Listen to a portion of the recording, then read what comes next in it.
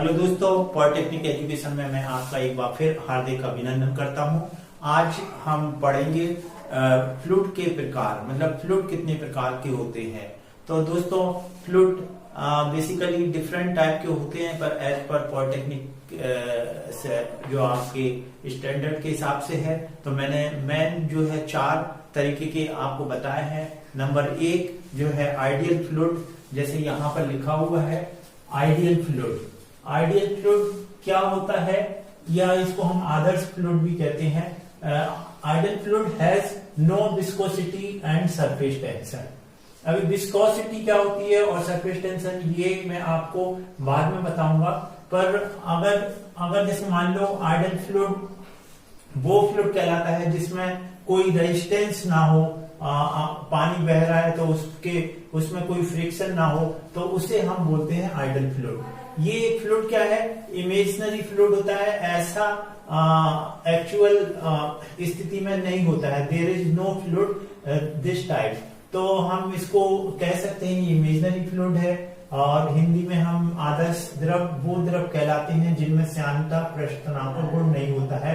उदाहरण, तो कोई इसमें ऐसा कोई फ्लूइड नहीं होता है, क्योंकि हर एक फ्लूइड में कुछ ना कुछ रेजिस्टेंस होता है, ताकि वो बहता हुआ पानी है थोड़ी देर बाद फिर वो रुक जाता है। तो ऐसा कोई फ्लूइड नहीं होता जिसमें फ्रिक्शन ना हो, रेजिस्टेंस ना हो। अब दूसरा होता है real fluid. Real fluid actual fluid होता है, वास्तविक द्रव भी कहते हैं इसमें real fluid has viscosity and surface tension. इसमें क्या है, विस्कोसिटी का भी गुण होता है और सरफेस टेंशन का भी गुण होता है। जैसे कि वाटर में क्या है, अगर पानी को अगर हम नीचे गिरा दें तो थोड़ी देर तक वो बहता जाएगा और फिर कुछ समय बाद वो रुक जाएगा, क्योंकि वाटर में क्या होता है, जो सरफेस और वाटर की लेयर में क्या है कि एक दूसरे में रेजिस्टेंस क्रिएट होता है, या हम कहें कि दोनों के बीच में फ्रिक्शन होता है, लास्ट जो वाटर और सरफेस के बीच में। तो कुछ समय बाद क्या है, पानी रुक जाएगा। ऑयल भी है, एयर भी है, एयर में भी फ्रिक्शन होता है। तो ये रियल फ्लूइड के उदाहरण हैं, और हिंदी में हम इसमें ठीक उसी तरीके से हम समझा सकते कि वास्तविक द्रव में श्यानता और पृष्ठ तनाव का गुण होता है। उदाहरण पानी, तेल, हवा। तो इस तरीके से हम बता सकते कि आइडियल फ्लूइड क्या होता है, रियल फ्लूइड क्या होता है। अब हम तीसरा देखेंगे न्यूटोनियम फ्लूइड। एक्चुअली में दोस्तों, ये जो रियल फ्लूइड है, रियल फ्लूइड के ही 2 टाइप होते हैं, न्यूटोनियम फ्लूइड और नॉन न्यूटोनियम फ्लूइड। तो न्यूटोनियम फ्लूइड क्या होता है, ये क्या है, न्यूटन लॉ का पालन करता है। न्यूटन लॉ क्या है, what is the Newton law? Newton law means fluid in which the shear stress directly proportional to velocity gradient. ये क्या है, न्यूटन ने एक लॉ बनाया जो कि फ्लूइड में उसने बताया कि जो shear stress है, आपका अपरूपण प्रतिबल, वो वेलोसिटी ग्रेडियंट के समानुपाती होगा। मतलब जैसे जैसे shear stress की वैल्यू बढ़ेगी, उसी रेशो में वेलोसिटी ग्रेडियंट की वैल्यू बढ़ेगी। तो shear stress को हम इंडिकेट करते हैं टाउ से, और du/dy जिसे हम वेलोसिटी ग्रेडियंट कहते हैं। इसे हम रेट ऑफ शियर स्ट्रेन भी कह सकते हैं। इसे हम बोलते हैं du/dy। यानी कि न्यूटन्स लॉ वो लॉ है जो कि tau is directly proportional to velocity gradient. तो इस हिसाब से दोस्तों इसे बोलेंगे न्यूटोनियम फ्लूइड। मतलब न्यूटोनियम फ्लूइड न्यूटन के नियम का पालन करता है और अपरूपण प्रतिबल वेलोसिटी ग्रेडियंट के डायरेक्टली प्रोपोर्शनल होता है। अब चौथा आपका है नॉन न्यूटोनियम फ्लूइड।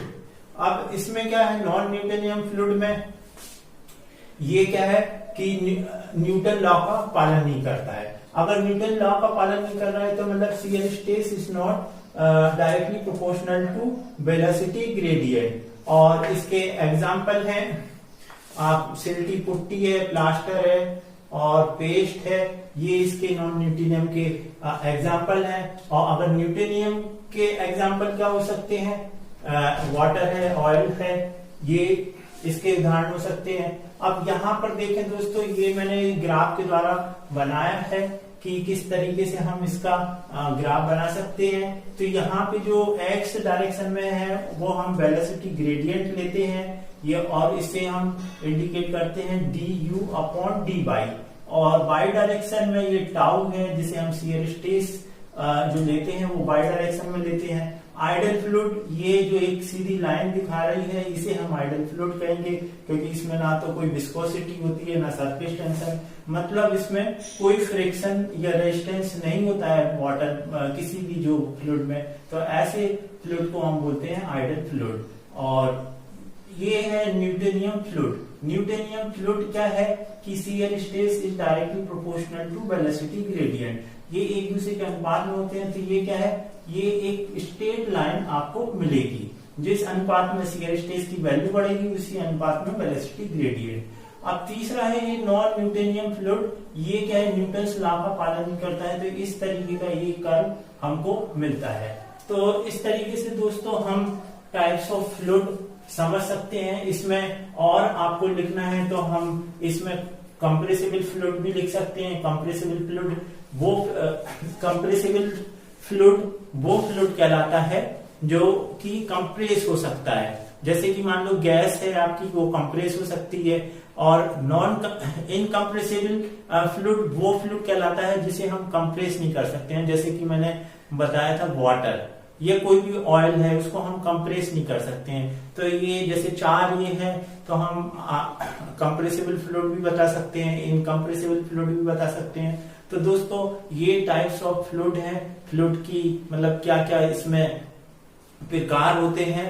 तो उम्मीद है दोस्तों कि आपको टाइप्स ऑफ फ्लूइड समझ में आ गया होगा। आपको वीडियो कैसा लगा आप जरूर बताएं, और वीडियो देखने